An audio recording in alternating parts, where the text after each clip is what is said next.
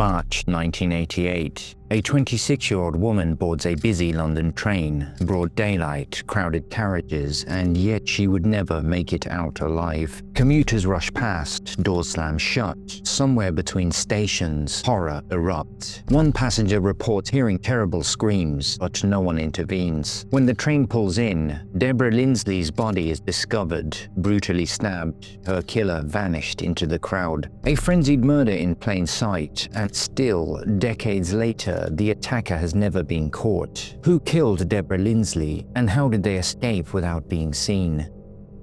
Welcome to Crimes That Haunt Us. We release a new case every Sunday at 6 p.m, so hit subscribe and don't miss the next one. And let me know your thoughts on this case in the comments. I'd love to hear what you think.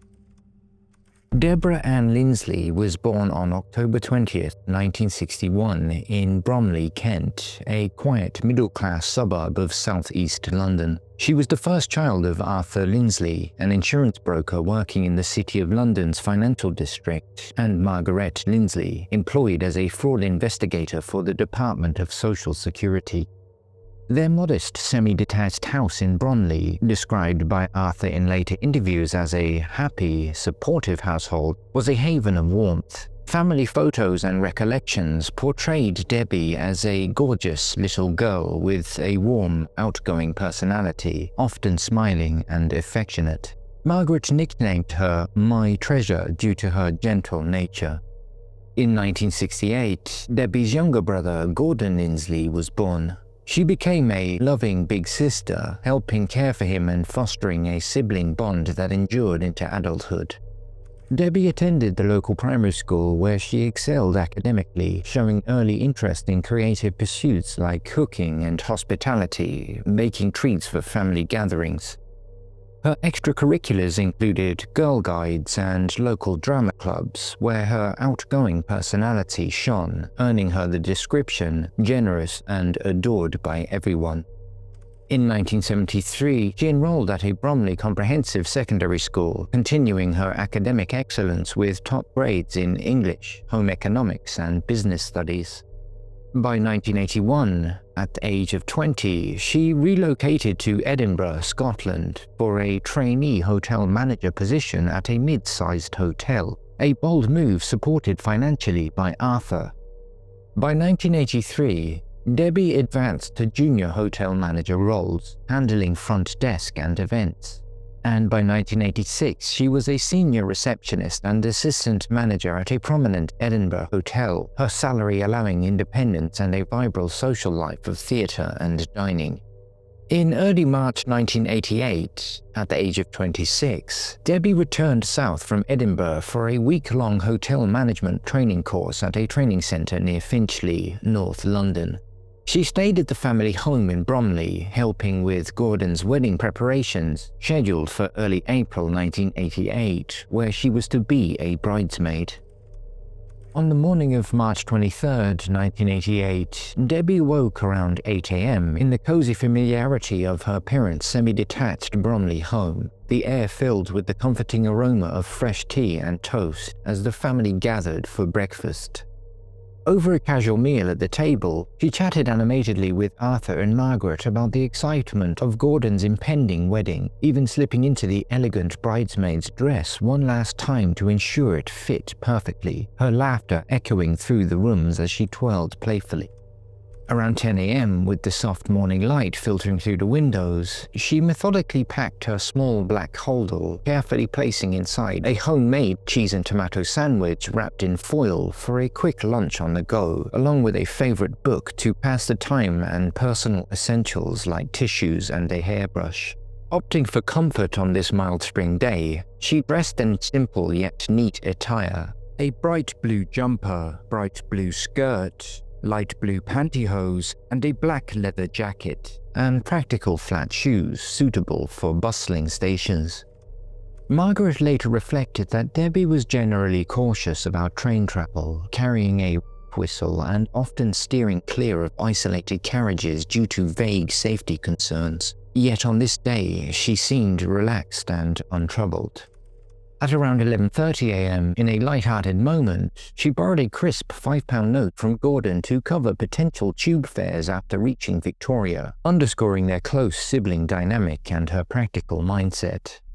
By 1 p.m., she sat watching Neighbours with Gordon, a fleeting moment of normalcy.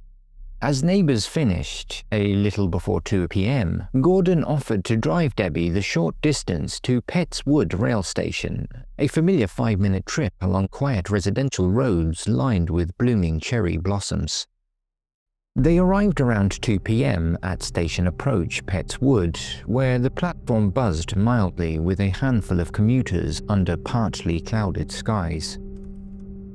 Debbie leaned in for a quick, affectionate kiss on Gordon's cheek, her black holder slung over one shoulder and handbag tucked under her arm, before striding confidently toward the ticket office. Gordon lingered, watching her familiar figure disappear into the station entrance, unaware it would be their last shared moment. This was the last confirmed sighting of Debbie alive. At 2:04 p.m, she purchased a standard single ticket to London Victoria for £2.50, an off-peak fare reflecting the quieter time of the day, as the weather held steady in a pleasant 12 degrees Celsius, typical for late March in southeast England. At 2:16 p.m, Debbie boarded British Rail train number 5115, a weathered 4-car set that had chugged out of Orpington at 2:11 p.m, departing Petts Woods with a familiar hiss of doors closing and the low hum of electric motors. This off-peak service carried about 70 passengers scattered throughout, creating a subdued atmosphere broken by murmurs of conversation or rustling newspapers, far from rush-hour chaos. Debbie selected the second trailer carriage, number 15084, an older non-corridor compartment designed for between 8 to 12 passengers, with no internal connections and external doors opening directly onto the platforms or tracks below. These compartments, relics of British Rail's aging fleet, permitted smoking, a detail likely influenced her choice as a smoker amid lax regulations, the dim lighting offering a private respite. An ominous note emerged. An eyewitness at Orpington station had noted a man lingering on the platform, his gaze fixed intensely on women boarding, a predatory stare later fueling speculation about the killer's premeditated targeting. As the train pulled away from Petts Wood at 2:16 p.m, Debbie settled into the solitude of her compartment. At Bickley Station, the train paused for 1 minute. The serene suburban platform was nearly deserted, with no one approaching Debbie's compartment. At Bromley South, her hometown station, a slight uptick in footfall saw between 5 to 10 passengers alighting or boarding, but distant door slams left her secluded space undisturbed. Shortland Station brought minor passenger movements in a quiet residential zone. At Beckenham Junction, the platform grew busier as the route neared inner London, with muffled footsteps and conversations filtering through, yet no one entered her enclave. Kent House Station passed without incident, maintaining her solitude. At 2:35 p.m, the train rolled into Penge East, a bustling stop in South London that would later become a focal point of the investigation. This platform, alive with the shuffle of passengers, bore witness to unsettling clues. Witnesses reported a short, stocky man jumping hastily from the train upon arrival, drawing fleeting glances. A man described as scruffy with dirty blonde hair was observed exiting a nearby compartment only to swiftly reboard, possibly slipping into Debbie's carriage unnoticed amidst the brief chaos of the platform's activity. A fleeting moment that may have concealed the killer's approach. Compounding the unease, the earlier report from Orpington Station, where a man was seen staring intently at women boarding the train, lingered investigators' minds, hinting at a predator tracking vulnerable targets from the journey's outset. The train departed at approximately 2:36 p.m, hurtling toward the next stops. Sydenham Hill, quiet and rural-like, offered only a brief pause in the journey. The platform was nearly empty, with just a handful of passengers coming and going, leaving her compartment untouched. A few minutes later, the train pulled into West Dulwich, a slightly more urban stop framed by Victorian houses and small shops. Although there was some platform activity, no one else entered her carriage, preserving its isolation. At Herne Hill, a bustling community hub, families and workers moved along the platform, yet her compartment remained untouched, an island of solitude amid the passing crowd. Whether the killer had already slipped in at Penge East or boarded later remains uncertain. By Brixton at 2:47 p.m, a vibrant South London station pulsing with 10 to 15 people boarding or alighting, the compartment was still isolated. If the killer had not yet entered, the chaotic bustle would have provided a critical opportunity to do so, vanishing unnoticed as the train departed at 2:48 p.m, racing towards Victoria and the tragedy that awaited. Between 2:48 and 2:50 p.m, as the train barreled toward Victoria at 40 miles per hour, the killer unleashed a vicious, frenzied assault in the cramped, inescapable compartment, where the only exit led perilously to the tracks below. Debbie was stabbed 11 times with a 5 to 7 inch heavy-bladed knife, likely a good quality kitchen knife or utility blade, in a ferocious 2-minute attack. Blood spatter later revealed a violent struggle, with Debbie's screams, loud, intermittent, halting for 5 seconds before resuming, muffled by the train's noise. Her defensive wounds showed she fought vigorously. In the aftermath, investigators discovered not only Debbie's type O blood, but also the killer's type A, splattered across the carriage floor, the seat, and her clothing. How his blood shed remains uncertain. He may have slipped his hand down the blade during the frenzied stabbing, he may have been wounded by Debbie's desperate resistance, or perhaps it was a combination of both. At 2:50 p.m, the train eased into Platform 2 at London Victoria Station, its grand arches alive with the comings and goings of hundreds under the vast Victorian roof, the air thick with the metallic tang of rails and murmured announcements. At 2:52 p.m, Porter John Harris, following standard off-peak protocol, slid open Debbie's compartment door, confronting a nightmarish tableau. Her lifeless body slumped awkwardly against the blood-drenched floor, vast puddles up to 2 feet wide soaking the threadbare seats and carpets, arterial splatter arcing across walls and door, the metallic scent of blood heavy in the confined space. An emergency call at 2:55 p.m. to the London Ambulance Service brought paramedics, who pronounced her dead at 3:05 p.m, the heart wound severity rendering intervention futile. Witnesses saw a man with a cut face on Platform 2 about 10 minutes after the train's arrival, and later another witness observed a man in the station toilets cleaning a facial cut using the sink, elusive threads police would chase relentlessly. By 3:30 p.m, a Scotland Yard forensics team from the Metropolitan Police's Forensic Science Service began processing the 8-by-6-foot non-corridor compartment, concluding by 6 p.m. A cigarette butt with Debbie's lipstick traces confirmed she smoked during the journey. Fibers matched her outfit and the carriage's upholstery, yet no foreign fibers linked to the killer. Fingerprint analysis was fruitless, surfaces smeared with blood or too contaminated. Carriage number 15084, part of the 4EPB unit number 5115, was moved to a secure British Rail depot to prevent contamination.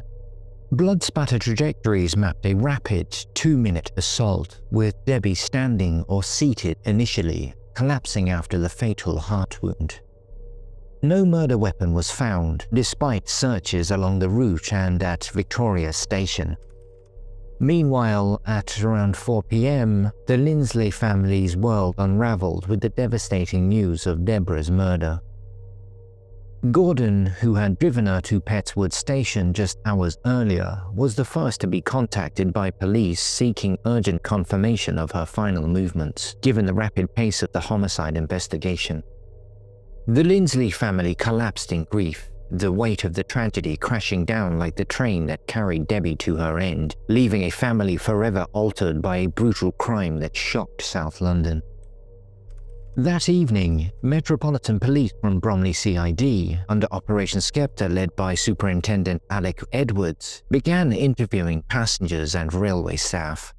Of the 70-plus passengers, approximately 30 to 40 alighted at Victoria, with only 26 traced via tickets, as no CCTV footage was available. Most passengers reported a vague commotion, but dismissed these as clattering wheels or creaking carriages due to the isolated compartment's design. But one key witness emerged.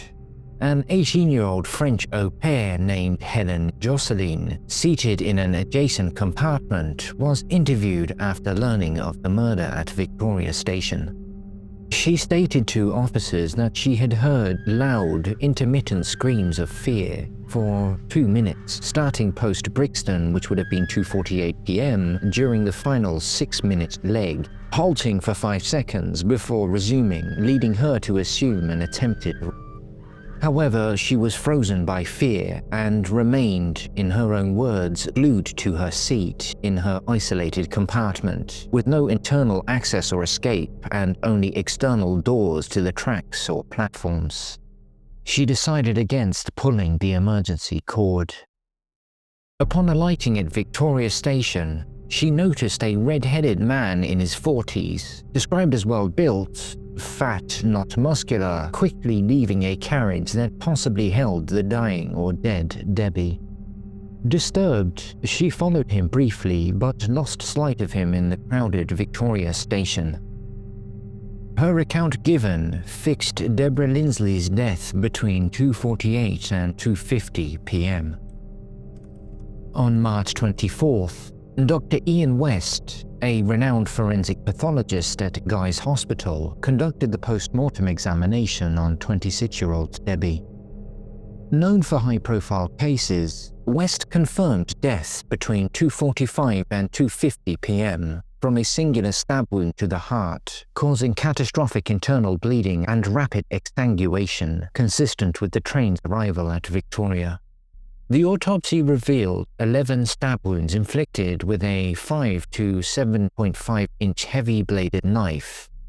The wounds included multiple slashing wounds to the face, causing superficial and deeper lacerations, deep incised wounds to the neck, narrowly missing major arteries, indicating a forensic attack, and at least 5 penetrating wounds to the abdomen and chest, one piercing the heart as the fatal injury. Significant defensive wounds, deep cuts and abrasions on her arms and forearms showed she fought ferociously. However, the pathologist found no evidence of sexual assault. Toxicology tests confirmed no alcohol or drugs, and her stomach contained partially digested cheese and tomato sandwich remnants, consistent with eating 30 minutes prior, likely on the journey. The absence of blunt force injuries and undisturbed personal items, the handbag with a £5 note, her keys, lipstick and holdall ruled out robbery as a motive. Police initially considered attempted sexual assault due to the screams, but forensic evidence didn't support this. The autopsy underscored the attack's brutality, with blood splatter indicating a rapid, violent struggle in the confined space. Debbie had no means of escape. From the 25th to the 31st of March, police conducted house-to-house inquiries in Bromley near Pett Wood and around Victoria, targeting residents, commuters and businesses, and they canvassed stops from Orpington to Brixton, collecting over 200 statements. British Rail and British Police searched the 11.5-mile route for the knife, focusing on embankments and stations, especially Brixton to Victoria, but they found nothing. On March 28th, Superintendent Alec Edwards called the murder a savage attack and not the offender's first offense, suggesting a violent repeat offender. He appeared via media, urging reports of men with recent injuries or odd behavior post 2:50 p.m. on March 23rd, emphasizing that someone close to the killer might have noticed these signs. Yet despite this effort, no breakthrough leads emerged. On April 14th, BBC's flagship program, watched by millions, Crimewatch UK, reconstructed Debbie's known journey. This program produced over 300 calls, but no breakthroughs emerged. A £30,000 reward, funded by Ladbrokes Hotels and donors, was offered, yet the killer remained invisible. On the 22nd of April at 11 a.m., Debbie's funeral is held at Holy Trinity Church, Bromley, drawing over 200 mourners, family, friends, Edinburgh colleagues, and locals. The vicar's eulogy highlighted Debbie's vibrant spirit, hospitality career, and devotion as a sister and daughter. She was buried in her bridesmaid's dress, symbolizing her joy for the event she missed. The coffin, adorned with white lilies and roses, was carried by family pallbearers. A police escort, arranged by Bromley CID, accompanied the cortege to Bromley Hill Cemetery. In late April, following the Crimewatch Appeal and public outcry, British Rail reduced non-corridor compartment carriages during off-peak hours. Their isolated design, external doors only, no gangways, criticised as a death trap. Red warning bands marked these carriages, and guards were directed to patrol and check on lone female passengers. Gordon, Debbie's brother, married that April. A bittersweet occasion overshadowed by tragedy. Debbie had been due to serve as a bridesmaid, but she never made it, leaving a void that marked the wedding with both love and sorrow. On April 26th, police advised avoiding carriages with exits only to tracks or platforms, reflecting a shift in commuter safety for women. Between May and June of 1988, Bromley CID had conducted an extensive investigation, interviewing around 650 people, including passengers, station staff, and local residents, building on the 200 statements already taken. The several key sightings remained the significant leads of inquiry. A man seen alighting and quickly reboarding in another carriage at Penge East. A stocky man who was reported jumping from the train at Penge East, the scruffy, dirty blonde man, aged between 30 and 40 of medium height, that was seen alighting at Victoria, and another individual who was observed staring intently at women boarding at Orpington. These accounts formed the backbone of the early investigation, though none led to any immediate identification of the killer. On May 10th, an artist's impression of the scruffy man was published in the Daily Mail and displayed on station posters, but these eyewitness fragments, never fully aligning, led nowhere. Detectives began probing whether 6 prior knife assaults on lone women traveling the railway networks could be linked to the same offender that murdered Deborah Linsley.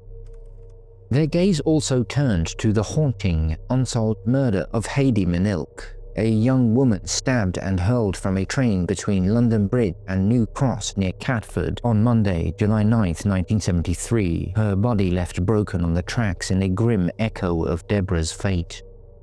The parallels, isolated female victims, train settings, and frenzied stabbings, fueled fears of a serial offender prowling Britain's rails. Yet despite exhaustive efforts, forensic limitations and the absence of matching evidence left detectives grasping at shadows, unable to link the cases. On November 16th of 1988, the Bromley Coroners Court hosted the inquest into Deborah Linsley's brutal murder, presided over by Coroner John Secker. Among the witnesses, 18-year-old French au pair Helen Josseline delivered a chilling testimony that gripped the packed courtroom of family, investigators, and reporters. "I heard screams, very, very loud voices. They were those of a woman and very loud-pitched. I have never heard such screams. They were screams of fear. They stopped, then started again.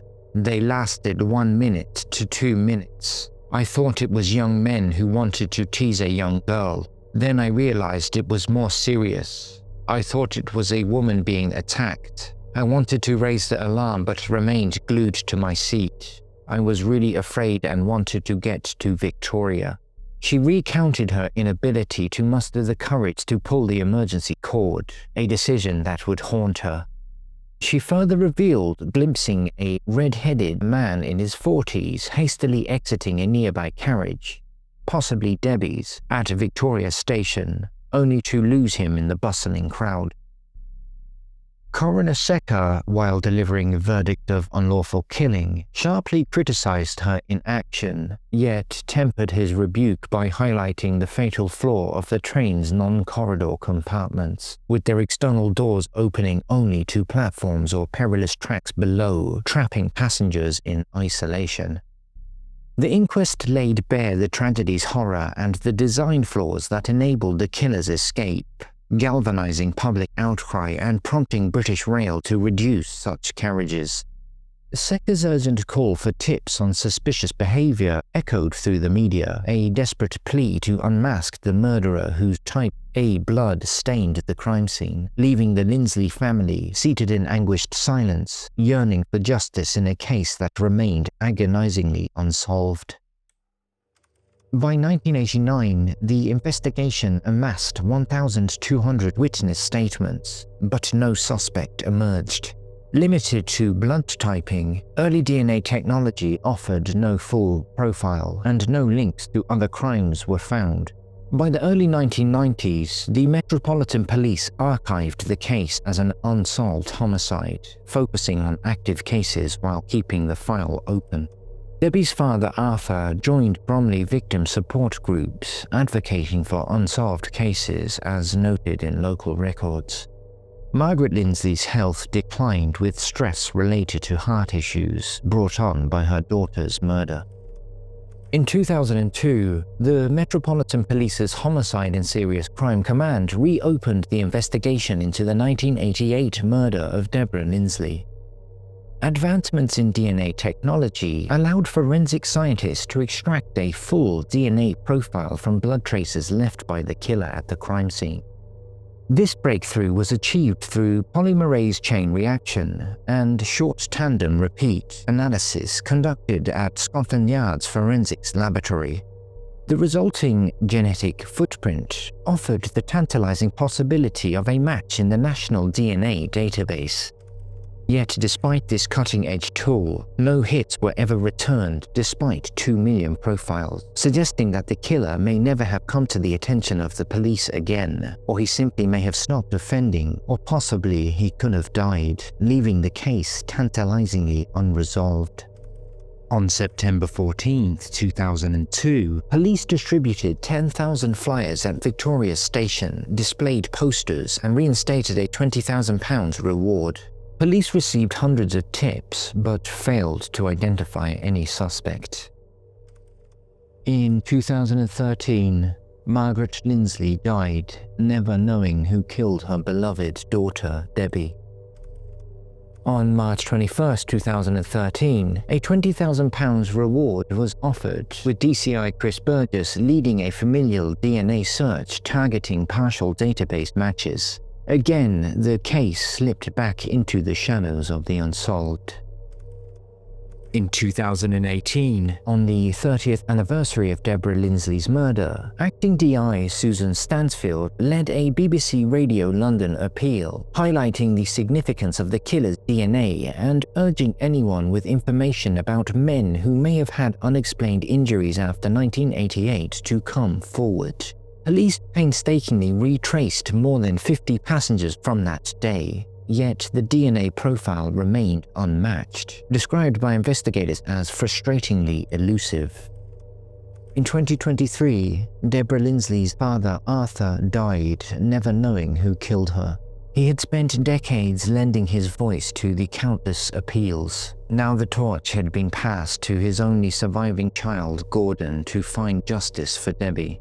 As of the airing of this documentary, the case remains as elusive and unsolved as that fateful day in March 1988. Deborah Linsley's story is not just a police file or a grim statistic. She was a daughter, a sister, and a friend with dreams of a thriving career in hospitality and a future filled with family milestones she would never get to share. Her brutal death on a crowded commuter train in broad daylight still shocks the conscience decades later. Not only because justice has never been served, but because of the light that was stolen that day. Debbie's life deserves to be remembered for the kindness, ambition, and love she carried, not only for the cruel way it ended. As long as her killer walks free, her family's grief remains unresolved. But in keeping her memory alive, we honor Debbie and we remind ourselves that behind every unsolved case is a real human being who should never be forgotten. Thank you for watching and listening to Deborah's story. Please feel free to add your own thoughts, comments, and theories down below, and we'll see you next time.